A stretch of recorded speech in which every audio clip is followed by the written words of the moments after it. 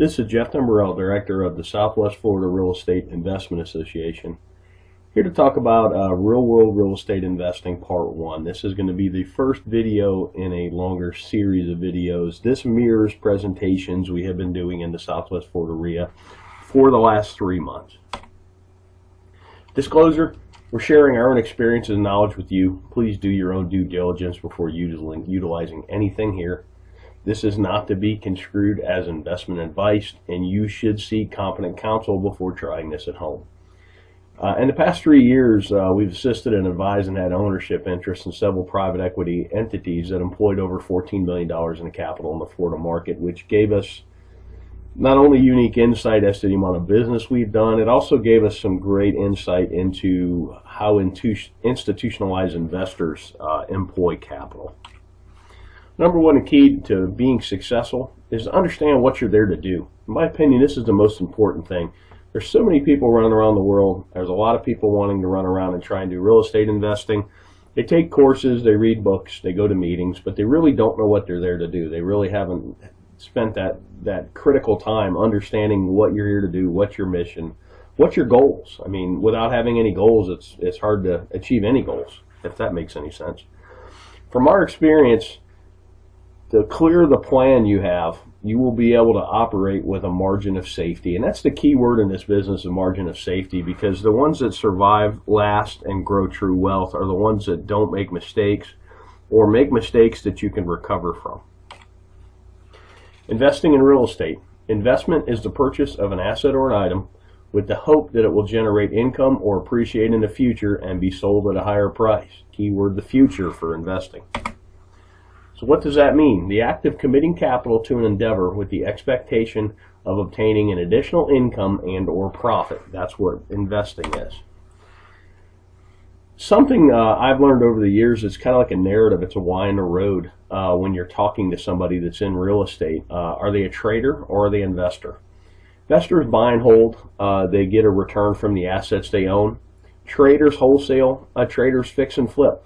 Nothing wrong with it. I do it. I've done it in the past. I'm trying to do it again today. I'm doing a marketing campaign as we speak, looking for contracts to wholesale. With that said, it's two different narratives and even two different valuation processes, investor versus trader. You need to recognize the difference between the two. Basic questions for an investor. How much capital are you employing? What's your desired rate of return? When are you going to need this capital back? And then what's your risk tolerance? Those 4 questions are how you determine what you're there to do. Then we'll talk about capital. There's an opportunity cost of capital, and particularly when you're raising capital, which I've been part of some private equity raises, you really need to understand what other opportunities are out there for investors, because generally why would you buy a piece of real estate that pays you 2% a year with all the headaches associated with that, when you can, if you could at the same time own a CD at 5 with none of the headaches. Give you a chart on 10-year T-bills, talk about opportunity cost.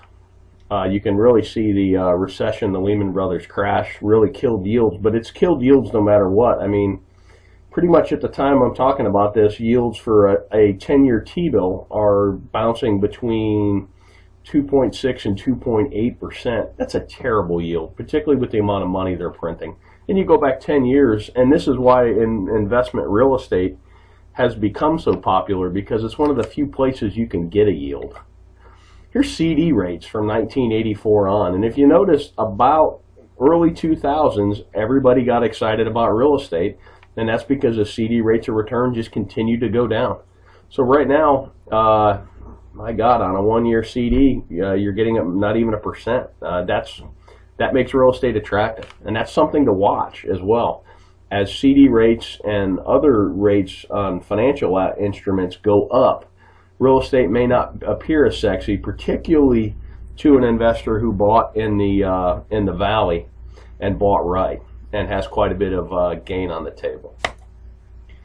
So opportunity costs in the real world. We already kind of talked about this.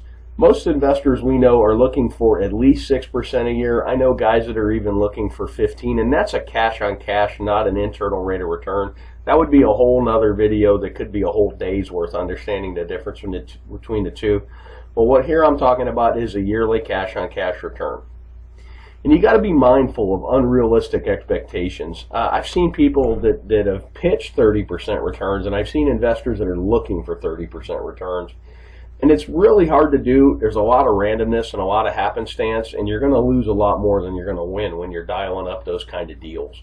Unrealistic returns can lead to bad decision making because you seem to be chasing the golden goose instead of chasing a stable investment that pays you to own it. Let's talk about risk tolerance. These are two great quotes by Warren Buffett. And risk tolerance is really age dependent and your financial situation dependent as well. But here's a great quote. Look at the market fluctuations as your friend rather than your enemy. Profit from folly rather than participate in it. And that's most real estate investors. You're supposed to be a contrarian. I kind of put the world in, you're either a salmon or you're a lemming. You're either running with the crowd or you're running against the crowd. And here's another great one. The main danger is that the timid or beginning investor will enter the market at a time of extreme exuberance and then become disillusioned when the paper losses occur. The key is to not panic and do math-based risk assessments and then math-based evaluations and then sit down and decide what you're doing. You could have bought a home in Cape Coral, Florida at the height of the market at $320 and paid cash, held it all the way through the crash, and still got a better rate of return than CDs, and it's a terrible investment because your basis is so high. Or if you trade it out, you would literally be losing money. But it's sad but you actually would have outperformed the CD, and that's kind of a interesting thing. We did some case studies of people that had bought at the top and had they held and if they had mortgages, and I think that video is on our YouTube channel as well. Thanks for watching. You can always check out our website at swflreia.com. There should be a link at the bottom of this video. If you're on our website, put yourself on our mailing list. We send out a lot of foreclosure information. We send out our meeting notices, and we also from time to time send out information like this. I hope this information is useful to you, and make it a great day.